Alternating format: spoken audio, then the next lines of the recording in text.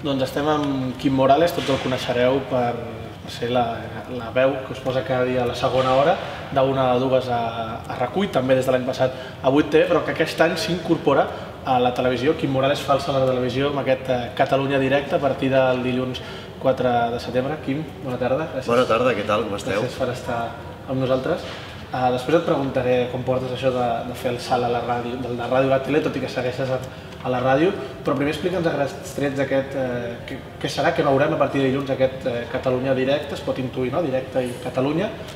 Explica'ns a grans trets què veurem dilluns a 8TV. Sí, com que el nom no és gaire críptic, doncs ja entendreu que és un programa que es fa en directe i per tot Catalunya, amb molts reporters que explicaran moltes coses, que ens permetran descobrir el país des de punts de vista de vegades insòlits, divertits, sorprenents, i així passarem les tardes aquí a RAC1. Estic molt content perquè a més estic treballant amb gent molt jove, amb gent que en sap molt de tele i que a 8TV els està donant una gran oportunitat de lluir-se, de donar-se a conèixer i d'explicar-nos des del seu punt de vista què passa al nostre país. Relacionat amb el nom també ho podíem intuir. Pot ser que sigui com un Espanya Directo, que dèiem abans a la 1,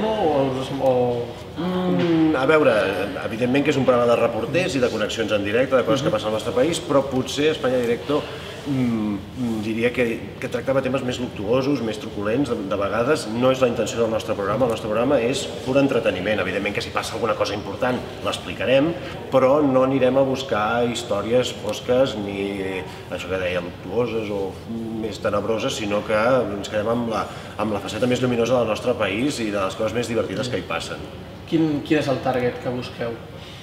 Home, que ens escolti tothom, que ens miri tothom i que ens escolti també, que ens mirin i ens escoltin, perquè si et miren i no t'escolten, aquí es perd un part del missatge, no? Però sí que la idea és fer un programa atractiu tant pel públic que a aquella hora mira la televisió, però que enganxem a noves generacions també d'espectadors, que s'enganxin a aquest estil d'aquests reporters joves, nous, molts d'ells, que segur que els encantaran. El gran protagonisme suposo que el tindran ells, els reporters repartits a tot el territori, però quin protagonisme hi haurà dins del plató? Estaràs tu sol? Hi haurà altres col·laboradors? Quin paper tindrà el plató? El plató és un lloc on hi pot passar de tot. Puc estar-hi jo sol donant pas als nostres reporters, però també poden venir els reporters o pot venir una mena de convidat o algú que vingui a participar en el programa d'alguna manera. Vull dir que en això estem oberts a qualsevol cosa que pugui passar en el programa, perquè per això és Catalunya Directe, per això pot passar qualsevol cosa en qualsevol moment. Molt bé. Ho dèiem al principi, Quim Morales a títol personal, a pocs dies d'estrenar el programa, com porta això de fer el salt a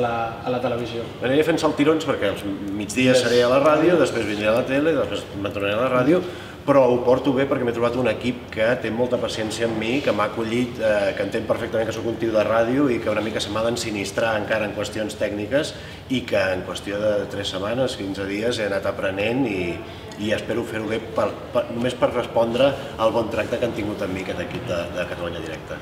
Molt bé, doncs Quim Morales, desitjar-te molta sort en aquesta nova etapa, a tu i a tot l'equip de Catalunya Directe, i moltes gràcies per haver estat avui amb nosaltres. Moltes gràcies a vosaltres. Molt bé.